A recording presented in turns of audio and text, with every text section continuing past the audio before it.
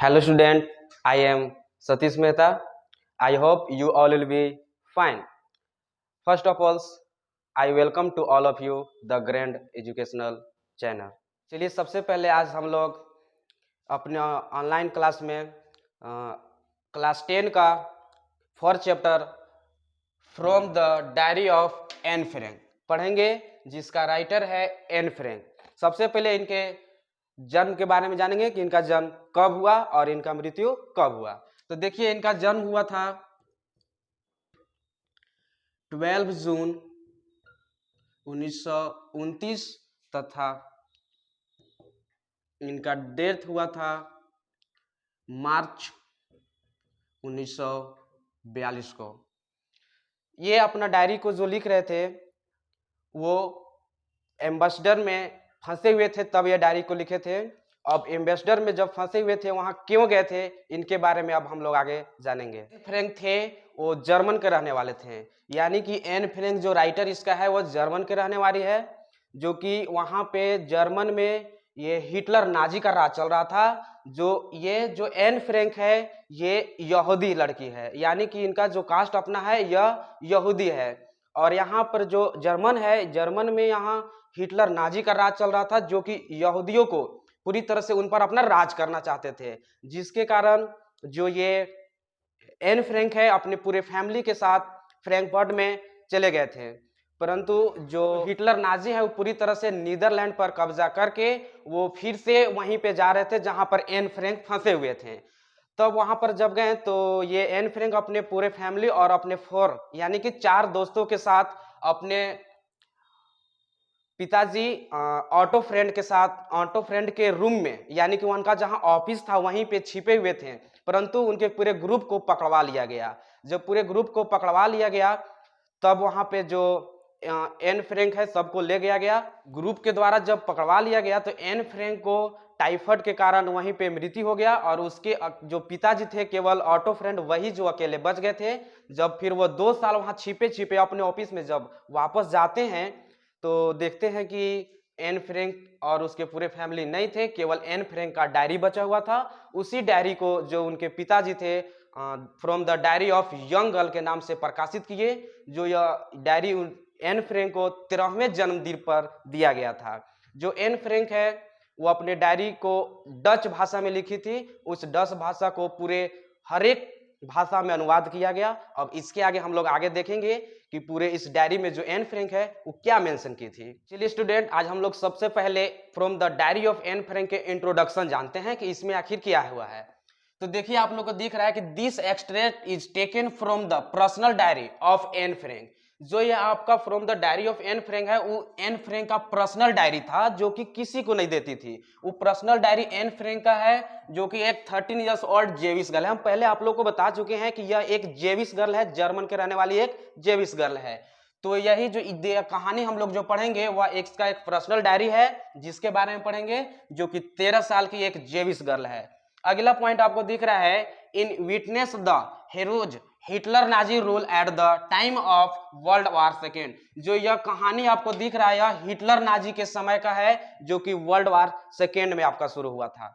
अब अगला पॉइंट आपको देखना कि मिलेगा कि Anne considered diary writing to be a strange experience for 2 reason. जो एन फ्रैंक थी वह 2 कारण से अपने अनुभव, अजीब अनुभव से डायरी को लिखना चाहती थी। पहला क्या था कि सी हैज नेवर रिटेन और डायरी ईयरलियर, क्योंकि वह पहले कभी भी डायरी नहीं लिखी थी, इसलिए उनका पहला रीजन है डायरी लिखने का कारण।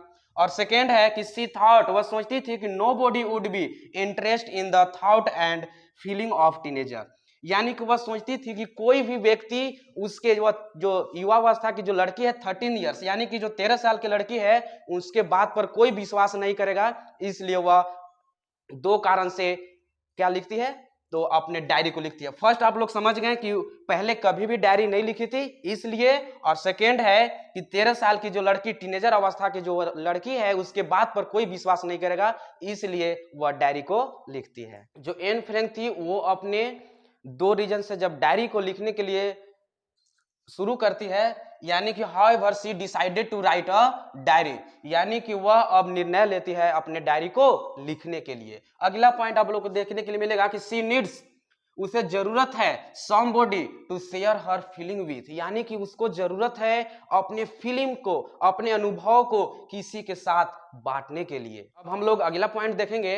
आप लोग को यहाँ मिल रहा है अगला पॉइंट कि एन हैज ऑलवेज फेल्ट, जो एन फ्रैंक है वो हमेशा महसूस करती है the absence of true friend, यानी कि अपने लाइफ में हमेशा एक सच्चा दोस्त को क्या करती है, अब्सेंस, अनुपस्थिति महसूस करती है इन हर लाइफ, अपने जीवन में। यानी कि बोल रहा है कि Anne has always felt absence of a true friend in her life. जो एन फ्रैंक है अपने लाइफ में, अपने जीवन में एक सच्चा दोस्त का हमेशा अनुपस्थिति अनुभव करती है।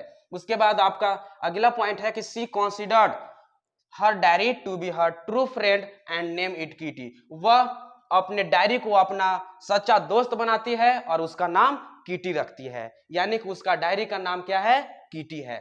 चलिए आप लोग अगला पॉइंट देखिए कि firstly she gives an introduction to her family, यानी कि वह सबसे पहले अपने फैमिली से इंट्रोडक्शन करवाती है।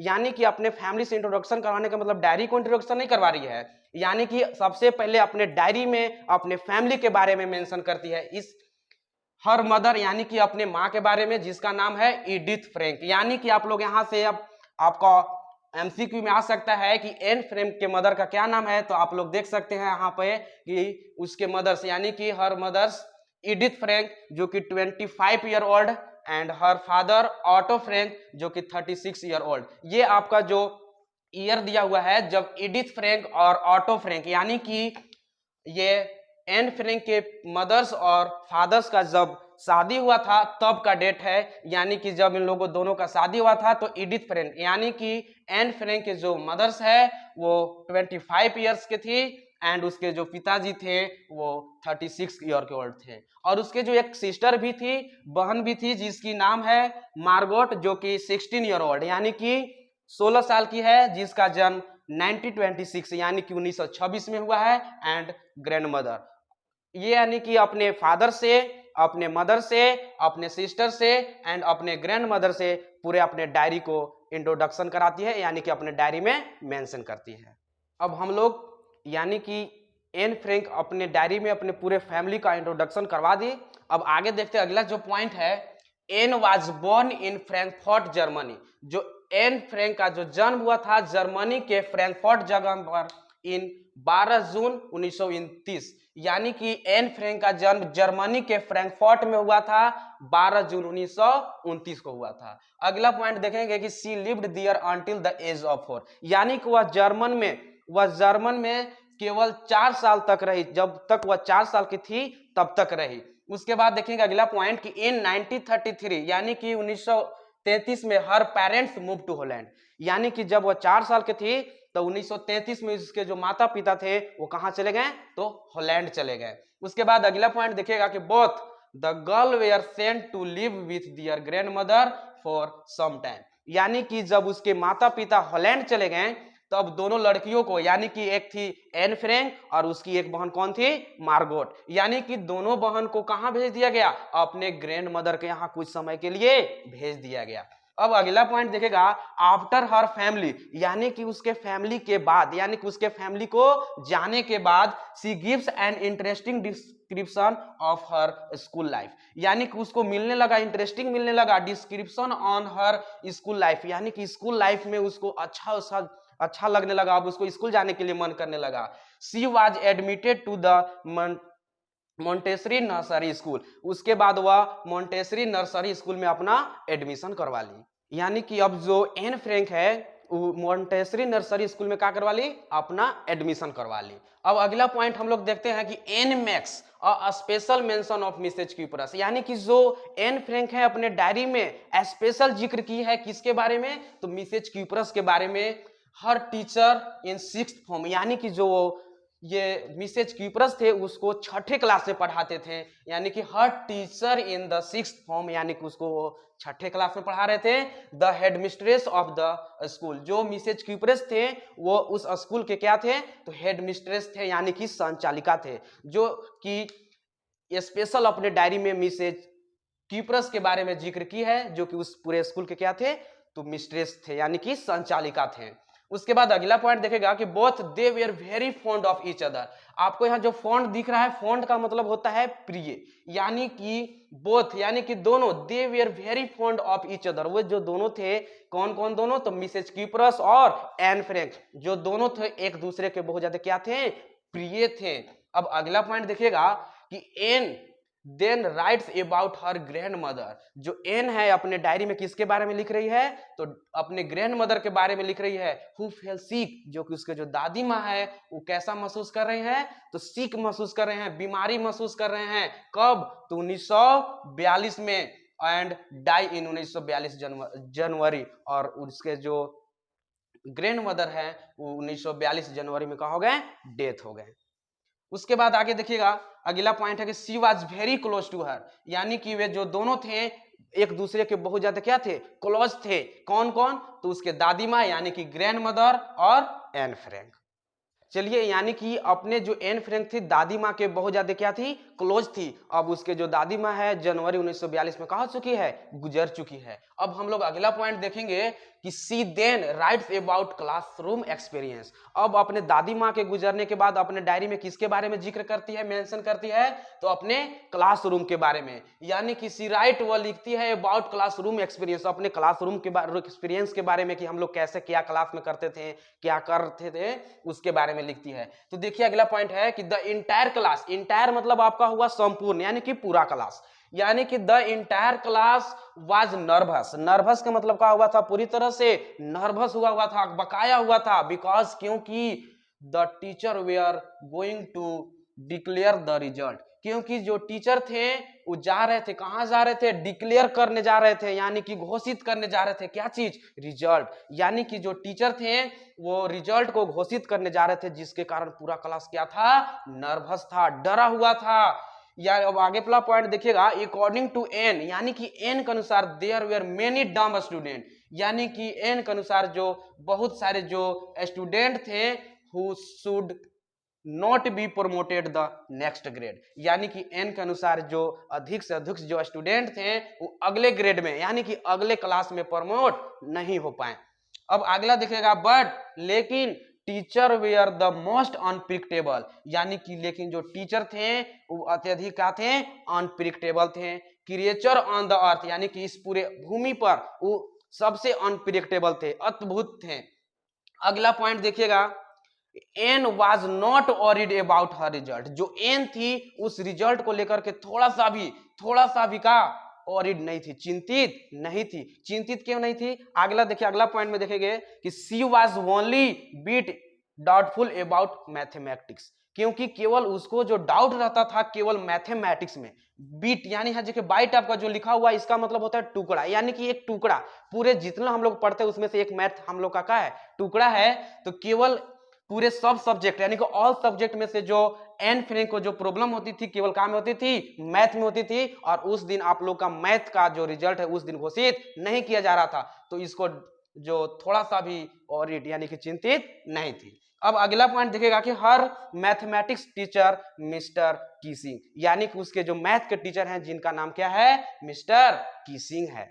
चलिए, यानी कि हम लोग देखें कि इसके जो टीचर हैं, यानी कि जो मैथ के जो एन फ्रैंक के जो मैथ पढ़ाने वाले टीचर हैं जो कौन है, मिस्टर कीसिंग है। अगला पॉइंट हम लोग देखेंगे कि मिस्टर कीसिंग ऑलवेज रिमेंड एंग्री, यानी कि जो मिस्टर कीसिंग है वो हमेशा कहाँ में रहते हैं, गुस्सा में रहते हैं। आखिर गुस्सा में क्यों रहते हैं, at her due to her talkative, यानी कि टाल्कटेक्टिव मतलब कहने का मतलब हुआ कि बातूनी, यानी कि जो उन लोग हमेशा जो एन फ्रैंक है उसके जो फ्रेंड है हमेशा बात करते रहते हैं टू द नेचर, यानी कि उन लोग का नेचर ही है हमेशा बात करते रहना, जिसके कारण जो उसके जो टीचर है मिस्टर किसिंग है वो हमेशा काम में रहते हैं, गुस्सा में रहते हैं। अगला पॉइंट देखेगा, ही पनिश्ड, वह उन लोग को पनिश्ड करते हैं, दंड देते हैं by assigning extra homework to her, यानी कि उन लोग को एक्स्ट्रा होमवर्क को सौंप करके उन लोग को क्या करते हैं, पनिश्ड करते हैं। उन लोग को पीटते नहीं है, बस जब वो लोग अपने हमेशा जो बात करते रहते हैं जिसके कारण उन लोगों को एक्स्ट्रा होमवर्क दिया जाता है, नहीं कि उन लोगों को पीटा जाता है।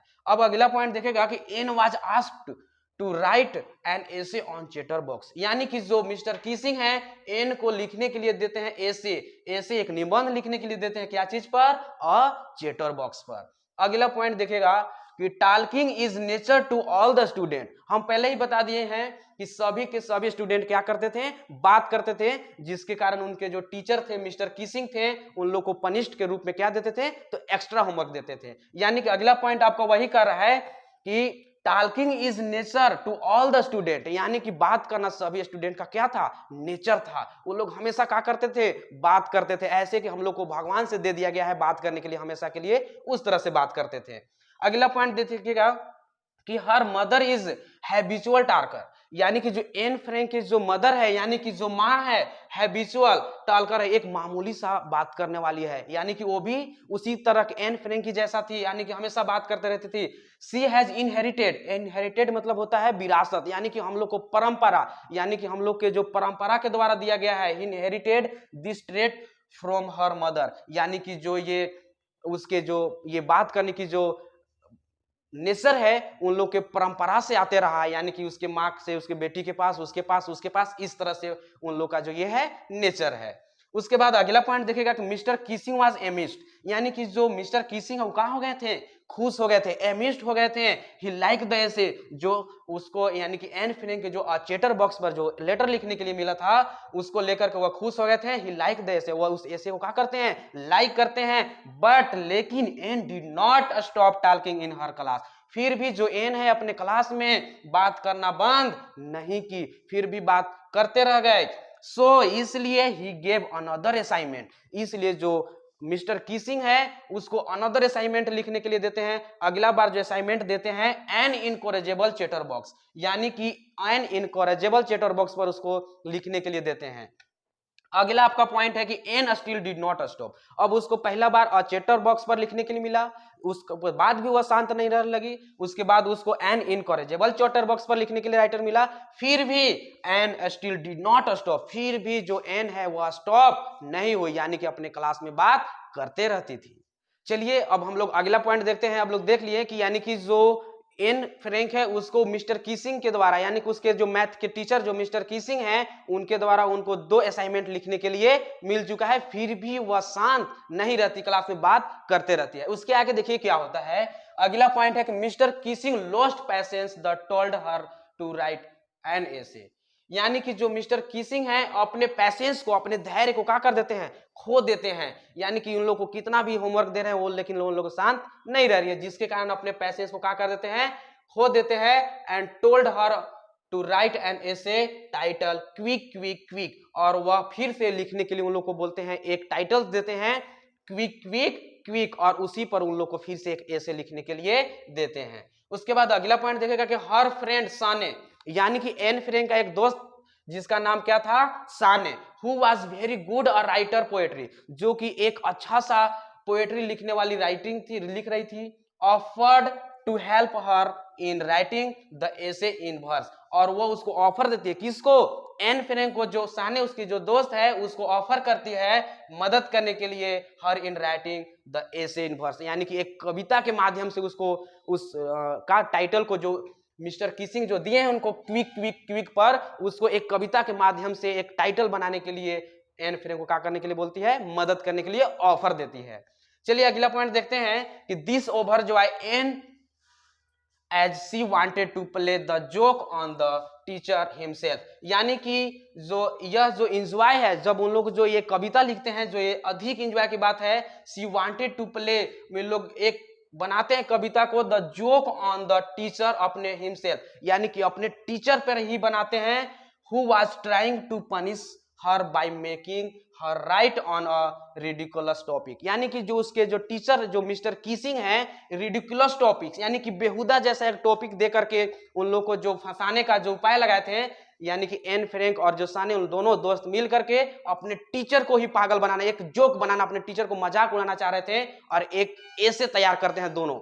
ऐसे में क्या है, देखिए अगला पॉइंट में आप लोग को मिलेगा कि the poem was about a mother duck, यानी कि उन लोग जो एक पोएम तैयार करते हैं जिसमें से एक मदर है जिसका नाम क्या है, डक है, और अ फादर स्वान, यानी कि एक मदर है जो डक है, डक मतलब आप लोग समझ रहे होंगे, और एक फादर, एक जो फादर है जिसका नाम क्या है, स्वान है, यानी कि एक मदर डक है और फादर कौन है, स्वान है, एंड 3 बेबी, और उनके 3 का है, बेबी हैं, डकलिंग हु क्विक्ड एंड क्विक्ड एंड क्विक्ड, जो कि हमेशा क्विक्ड क्विक्ड करते रहते हैं, हमेशा हाला करते रहते हैं।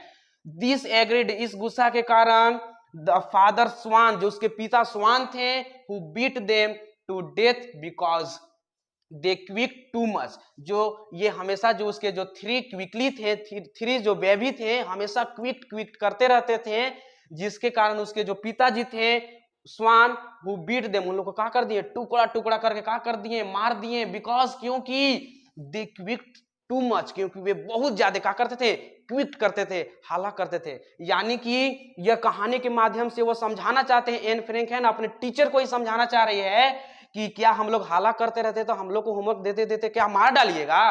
क्यों? क्योंकि जो यहाँ जो क्विकली थे, यानी कि उसके जो बेबी थे स्वान और डक के, उसके भी तो बेबी क्या करते थे, क्विक क्विक हमेशा हाला करते रहते थे। तो जिसके कारण उसके जो फादर स्वान थे, वो तीनों बच्चों क्या कर दिए, जान से क्या कर दिए, मार दिए। तो उस तरह से अपने टीचर को भी वो बताना चाहते हैं कि हम लोग क्या हाला करते रहेंगे तो हम लोग को भी मार दीजिएगा। चलिए अब हम लोग देखते हैं अगला पॉइंट क्या है। अगला पॉइंट है कि the joke was on mister Keesing, यानी कि ये जो कविता या जोक बनाया गया था किस पर था, तो मिस्टर किसिंग पर था। She found the poem amusing, यानी कि यह जो पोएम को पा करके वो क्या हो गए, एम्यूजिंग हो गए, एंजॉय में आ गए, खुश हो गए। अगला पॉइंट है कि from then on he never got angry, उसके बाद वह कभी भी गुस्सा नहीं कर रहे थे। एट एन फ्रॉम बीइंग टॉल्केटिव, यानी कि जब भी एन बात करती थी, कभी भी बात करती, उसको कभी भी उस पर गुस्सा नहीं करते थे। एंड शी वाज अलाउड, वो क्या कर दिए, अलाउ कर दिए to talk in his class, अपने क्लास में क्या करने के लिए, बात करने के लिए। यानी कि आपका यहीं पे इस पूरे सैमरी को खत्म होता है। अगर आप इस सैमरी को अच्छी तरह से अगर समझ गए होंगे तो आपका एमसीक्यू एक भी क्वेश्चन बनाने में प्रॉब्लम नहीं आई होगी। अगर आपको इसमें कहीं भी अगर दिक्कत लगती है तो आप कमेंट बॉक्स में कमेंट कर सकते हैं, हम आप लोग को फिर से अच्छी तरह से कमेंट में समझाने का कोशिश करेंगे।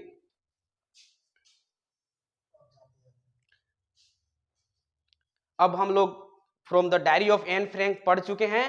अब हम लोग जाते जाते एक शायरी के माध्यम से कुछ समझने का कोशिश करते हैं। तो आइए देखें, यहाँ लिखा हुआ है कि माना चलती कठिन परीक्षा, मेहनत मेरा हथियार है। पहले इसके बारे में हम लोग समझ लेते हैं कि माना चलती कठिन परीक्षा, यानी कि जो हम लोग पढ़ रहे हैं, हम लोग को पढ़ने में कठिन परिश्रम करना पड़ा है, यानी कि हम लोग का अभी जो कठिन परीक्षा चल रहा है, फिर भी मेहनत ही है जो मेरा क्या है, हथियार है। यानी कि हम लोग मेहनत कर रहे हैं, वही मेरा हथियार है। गुरु से लेकर दीक्षा, अर्जुन रन को तैयार है। जो अर्जुन थे वो गुरु से दीक्षा लिए थे, तब वे अपनी लड़ाई के लिए, रन के लिए क्या हुए थे, तैयार हुए थे। सब्र का मैया बांध ना टूटे, यानी कि जो हम लोग सब्र कर रहे हैं, जो हम लोग का इंतजार है कुछ बनने का, उसका बांध नहीं टूटने देंगे। माना किस्मत का गला घोटूंगा, यानी कि जो हमारा किस्मत है, अगर किस्मत का गला घोटूंगा, यानी कि जो हमारा किस्मत है, अगर हमको जो चाह रहे हैं अगर उससे अगर अलग हम लोग को ले जाएगा तो उसका भी गला धर के घोटूंगा। चंद महीने बाकी है, बन के टॉपर लौटूंगा, यानी कि हम लोग को कुछ महीना बाकी है, उसके बाद टॉपर बन के लौटूंगा। आइए इसको एक बार शॉर्ट में पढ़ते हैं कि माना चलती कठिन परीक्षा, मेहनत मेरा हथियार है। गुरुओं से लेकर दीक्षा, अर्जुन रन को तैयार है। सब्र का मैया बांध न टूटे, गला किस्मत का घोटूंगा। चंद महीने बाकी है, बन के टॉपर लौटूंगा। तो आज के लिए इतना ही। अब अगले लेक्चर में हम लोग इसका एमसीक्यू को लेकर के आएंगे। That's all.